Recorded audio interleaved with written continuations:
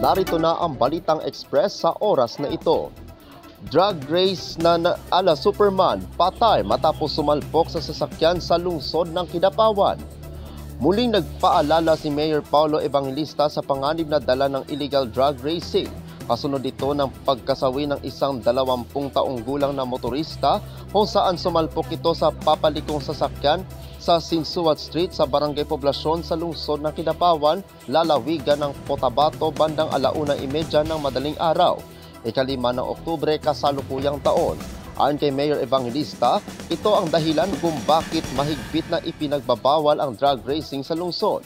Dagdag nito, pinagbabawalan niya ang pagkakarera dahil nakakamatay ito at hindi dahil sa pagpigil sa passion o thrill ng mga sumasali dito. Ayon kay Mayor Evangelista, sa mga nag-drug race at Superman sa kalye, ito ang dahilan kung bakit mahigpit na ipinagbabawal ang gustong gawin.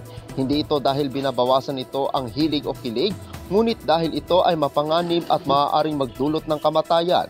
Aniya, ang tunay na lalaki ay marunong mag-ingat sa sarili at sa kanyang paligid.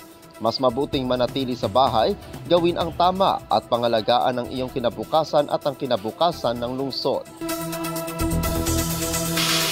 Yan muna ang Balitang Express sa oras na ito. Ako ang inyong lingkod sa Balita Online, Apolinario 30 Dignati Valencia.